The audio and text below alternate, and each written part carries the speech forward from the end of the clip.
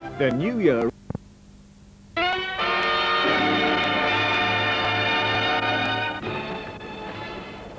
This is your life, and arriving here at Waterloo Station, platform 12, for a business appointment in London, someone who's in for an abrupt change of plan. Now, if you take a close look at some of these porters here, you'll notice an uncanny resemblance between them and certain famous England players. For instance, Glenn Hoddle, Kenny Sansom, Tony Woodcock, Viv Anderson, and Chris Waddle. Now, the man I'm after is rated as in his position as one of the world's greatest. Glenn, would you go along with that? Yeah, without any shadow of doubt, he's one of the best players in the world, yes. Well, now, you're all part of tonight's tactical manoeuvres, I hope, and he's among those passengers somewhere, so don't let him see you until the very last minute, and when he's working that one out, then I'll join in as well and see what happens.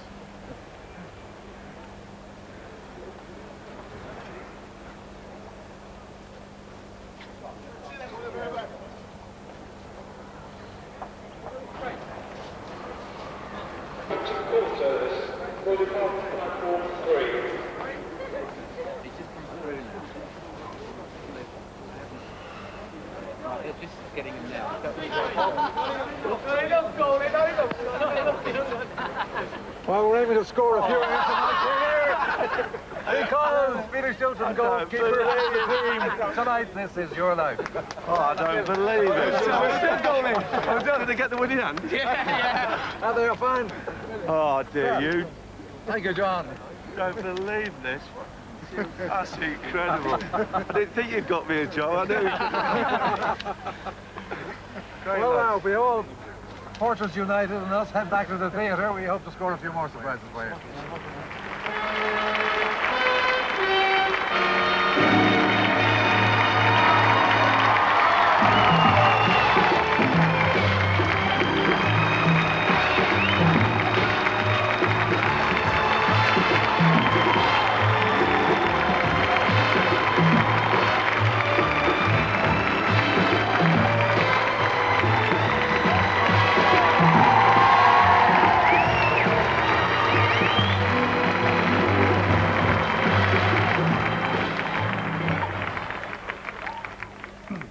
As you said, unbelievable looking over that way as well. What did you think was happening when you came through at Waterloo a few minutes ago?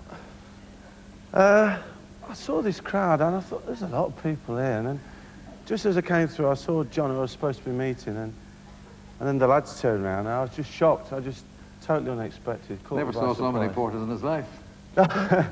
Glenn sold about 24 tickets while we were waiting for you. But Kenny Sansom, tell us what was behind the reason for the deck of cards? Well, the thing is, Eamon, we always play cards when the England lads get together. And on the recent trip to Israel, Peter never won a hand for 5 hours, so we thought we'd give him a big hand tonight. He deserves it. Anyhow, Peter, apart from those teammates who are ready to carry your bag at Waterloo and play cards, there are 5 more of your England colleagues hoping to join you in Mexico for the World Cup here this evening. John Barnes, Terry Fennick, Harry Butcher, Peter Beardsley, and Kerry Dixon.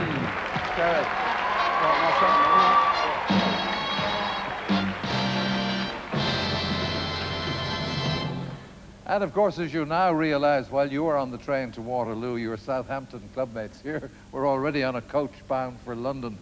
Skipper David Armstrong, congratulations to you and your teammates on reaching the FA Cup semi-finals. Thank you. So I think this fella maybe had something to do with it too. Yes, I think so. That's right. He certainly is a great inspiration to every one of us who play alongside him on the pitch, and we only hope that come May, not only does he stop every shot inside, but he's holding the FA Cup high above his head. Yeah, I agree with that, Dave.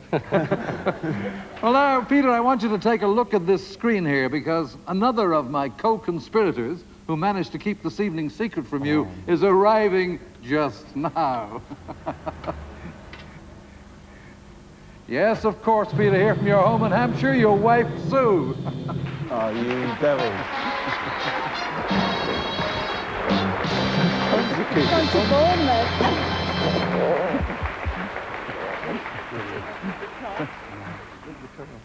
Sue, what about that gift-wrapped car we saw? What's the significance of that? Well, it was just one Christmas Eve, and I was trying to find out what he'd bought me for Christmas. And he said, I haven't had time. I haven't even bought you a card. So as cross as I was, I ripped his card up, put it in the dustbin. Yes, and it went in the dustbin. And the next morning, there was this new little blue Mini with the ribbons on. And that was it. It was just my dream present. And you didn't even get a card, did you, Peter? No, she missed the best bit out, actually, because I had to go training that morning. You know, I came back, and when I got back, I walked in the lounge, and this card was on the mantelpiece, with about all sellotaped together, about 300 pieces. It's just holding itself together, and she got it all out of the dustbin and put it together. Well, something that isn't a secret, Peter, is that for 10 years now, you've been regarded throughout football as one of the world's greatest goalkeepers. And Shilton saves. Again, the fine header. And an athletic save from Peter Shilton. Ginobili plays it forward. Oh, a marvellous save by Shilton. Graham Wilkins turning it in first time. Ray Wilkins with a header. Great save by Peter Shilton. Can Langley get that over? He can. And he's doing it now. My word, they very nearly did it again. Can he finish it off? Can he not finish it off? And Shilton saves superbly. What a climax.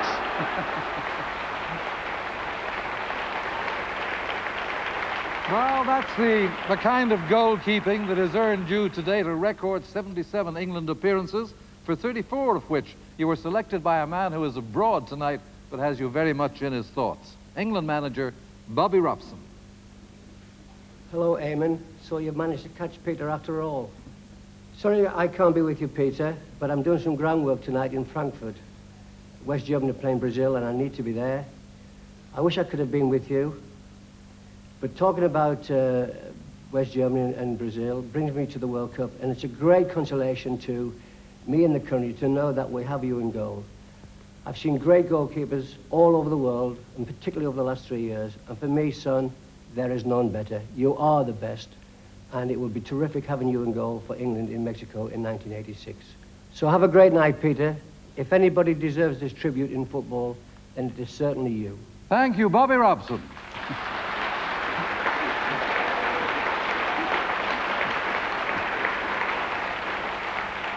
Well, like Bobby, Peter, I'm sure your mind is also in Mexico. What are England's chances out there?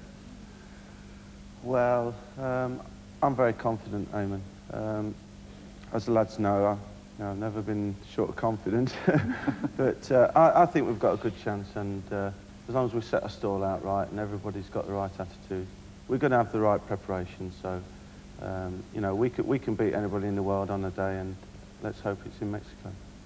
Well, Peter, Leslie Shilton, this is your life, and it started here in the flat above your parents' grocery shop in Curzon Street in the suburbs of Leicester on September the 18th, 1949.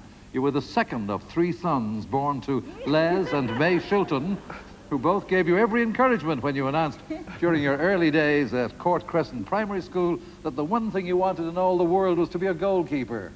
Oh, no, not a goalkeeper. Not that position. Yes, he's here from his home in Leicester, your dad Les, and of course your mother May.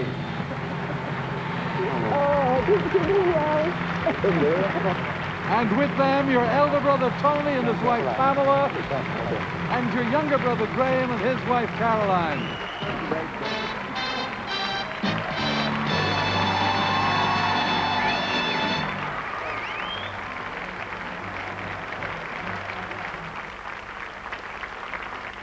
Les, tell us, why were you not keen, Les, on him being a goalkeeper?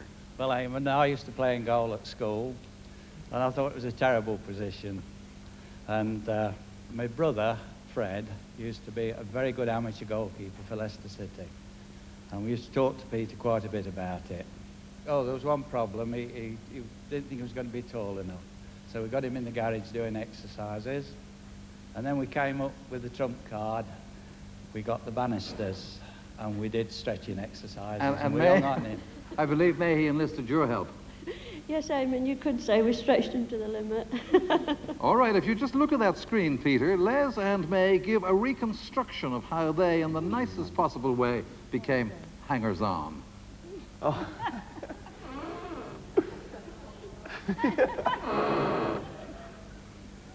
Well, that looks as if it worked, only you know, Peter, it's a little trick played on you by your two sons, 7-year-old Sam and 13-year-old Michael. Oh, yeah. That's good, Pete. That's it. It's on the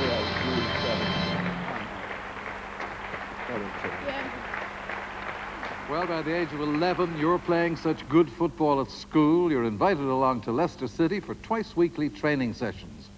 The major clubs, including Manchester United and Arsenal, started showing a close interest when you were awarded the first of 4 England schoolboy caps, but you preferred, on leaving school at 15, to sign as an apprentice professional with Leicester. My only problem was how to hold you back.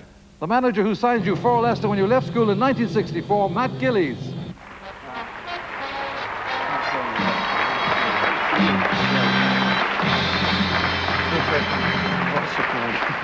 Matt, what was that about holding Peter back? For holding Peter back, he was a young man in a hurry. In fact, he was at a gallop. And no doubt he can remember the times you spent in my office discussing or saying, what is the clarification of my position? Either when he was about 16 and a half, 17. With George Jewis helping him, he must have spent hundreds of hours saving balls and going through the art of goalkeeping. Yeah, I was very lucky, actually. The first manager was Matt Gillis, and he was tremendous to me. I mean, I was very ambitious, but I was a little bit hot-headed as well. And, you know, I was a little bit stubborn and made a lot of mistakes early on, but he was very patient. And I think I always did it for the right reasons, but I think looking back, I was a little bit impetuous. But he helped me through everything, and he's always been a gentleman. Thank you, Matt Gillies.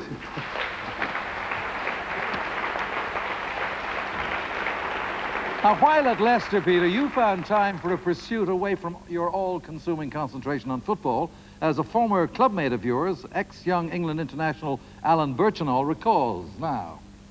Watch your Shilts. Do you remember when you used to come down here to Inkley Ground Truck with your old friend George Dewis, ex-Leicester City trainer? And you used to bring the dogs down here to, well, get them used to chasing the hare. And you rigged up a contraption and it used to work something like this.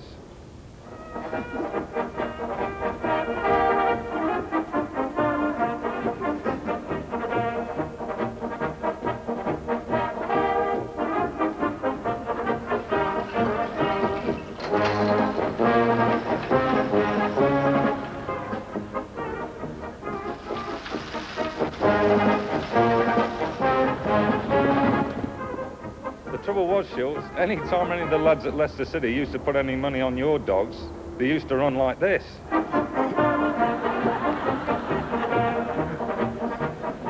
Well, he's not gone to the dogs tonight. He's here, your old teammate and friend, Alan Birchinall.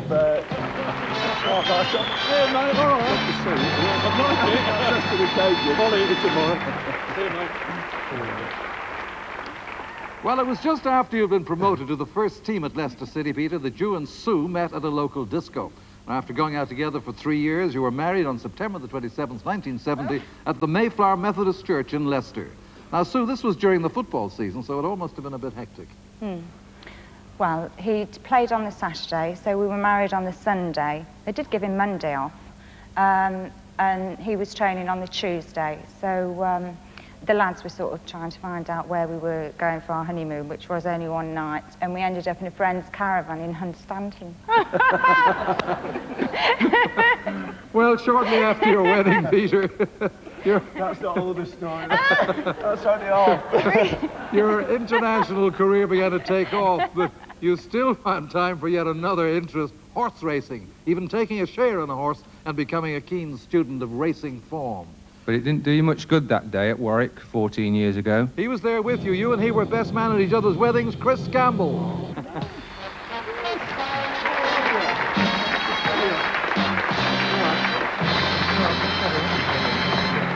Chris, tell us about that day of the races. Well, he doesn't do things by halves, and it's the same with horse racing. He's interested in horse racing. And we went to Warwick races, and Pete goes along armed with form book, paraphernalia, information on jockeys, a lot, you know. But he didn't have a winner all day.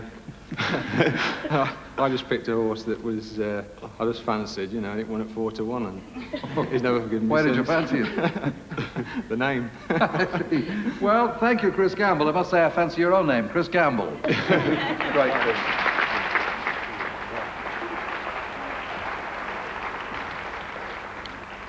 Michael, now, your dad has a great reputation for perfectionism and success. There are other things that he doesn't always win, right?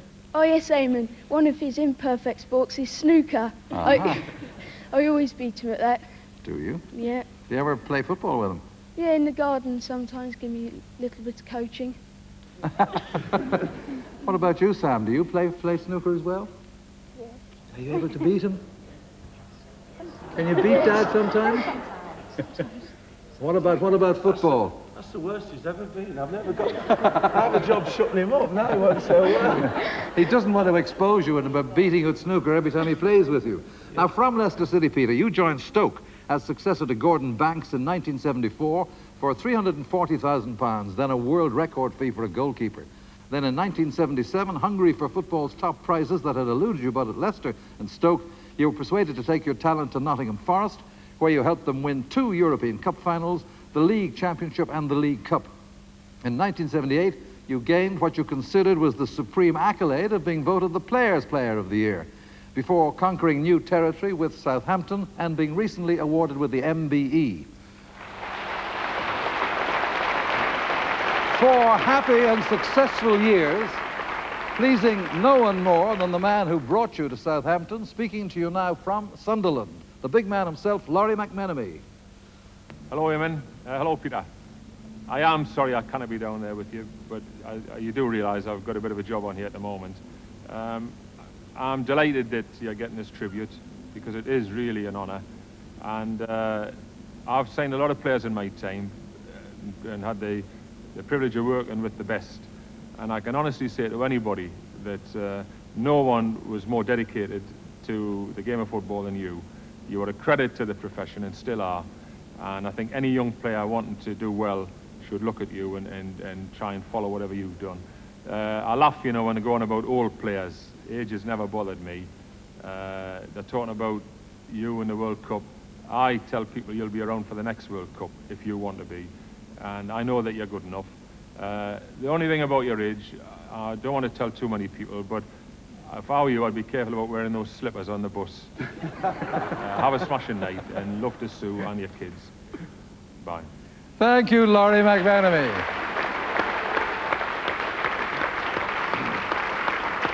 Now, Tony Shilton, as Peter's elder brother, I believe you can reveal that there are some areas where he's not quite a perfectionist. Quite so, Eamon. I think the main area when he was young was on the domestic scene.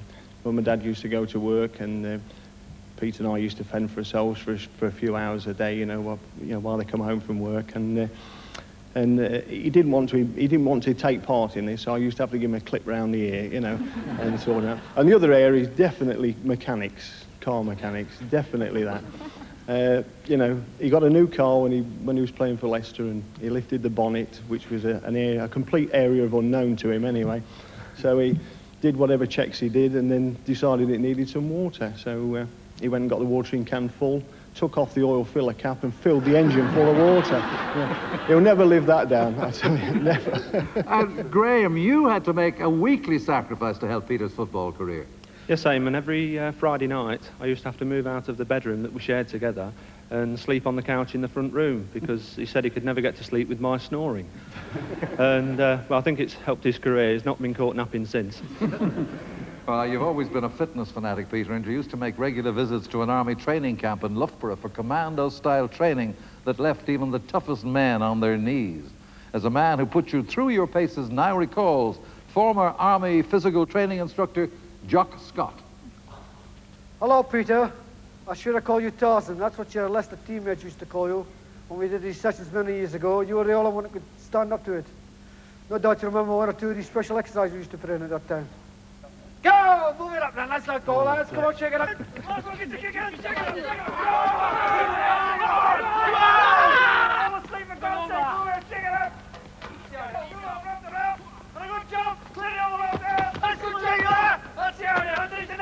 Go, come on, move it, lads. Let's sit over here quickly. on, get down, press ups, come on, 1, 2, 3, come on, press ups, get down there, as fast as you can, come on, 1, 2, 3, go on, touch the hands over there, touch the trees over there, send back here, come on, yourself, go, last one, this 2,000 press ups, get yourself a partner, on your back quickly, up and down, up and down, up and down, take your man with you, carry him up to the back and back here, go on, move it up, go on, kick him up, let's get it, shake him up, change over and bring him back, let's go, shake it up, do your stuff, go on, go, down you go, down.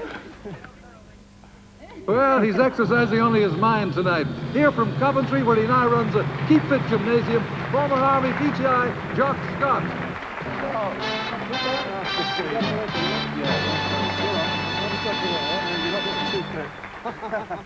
Tony Woodcock, tell me, you know how highly Peter is rated by other goalkeepers. What's your view of him as somebody who has to try to get the ball past him at club matches? Well, Eamon, it's like trying to break into a safe. His positional play and handling is so good that he seems to fill up every inch of the goal. There's no other goalkeeper I'd rather have playing behind me than Peter Shilton. For me, he is the undisputed king of goalkeepers. There's one thing there, Eamon. I have to make an exception with Woody, you see, because Woody's got a nickname in the England squad. They call him Albert, after Albert Tatlock, because he moans that much if things go against him. So when he's shooting, if he's not scoring, you have to let 1 or 2 in, because the lads are that fed up with his moaning. Well, Peter, you don't often let them in. You have followed a long procession of distinguished goalkeepers who've stood on the goal line for England. And tonight, to salute you, the modern master, some of your predecessors in the England #1 jersey. Ray Wood. Reg Matthews. Alan Hodgkinson. Ron Springett. Peter Bonetti. Thanks very much. Alex Stepney. Alex, thanks very much. And Ray Clements.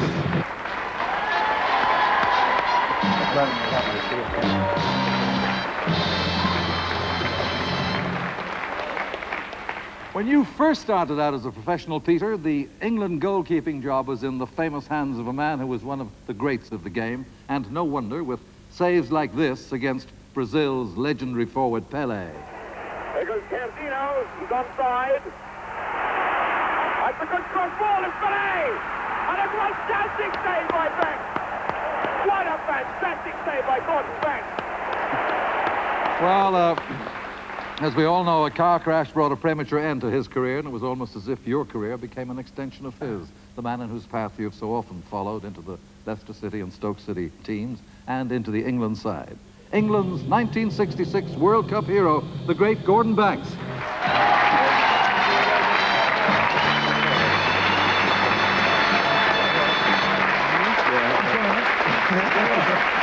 a surprise. Gordon, you got a very early demonstration of Peter's potential, didn't you? Yeah, I did actually, Eamon. It was when we'd finished training one day, and the school holidays were on, and we had to walk through the gym, which was under the stand, back to the dressing room. And it was George Dewis, who was obviously Peter's big mentor in this, and he was banging balls at Peter, and the gymnasium floor was solid concrete, and they had a tiny little thin mat there. And here was Peter flinging himself, and he wasn't just touching the ball, he was actually catching the thing, you know, on this concrete floor. And I looked, and I shouted over to George, says, that lad's going to be a good one, George. And George turned around and winked at me, he says, yeah, he's going to take your place soon. And of course he did, as we know he went on to do that. Yeah. And indeed, from the age of 11, Peter, until your professional debut, that same George Dewis was the man who molded you into a goalkeeper of exceptional talent. He was and is your footballing father. You hold him in the deepest affection. George Dewis.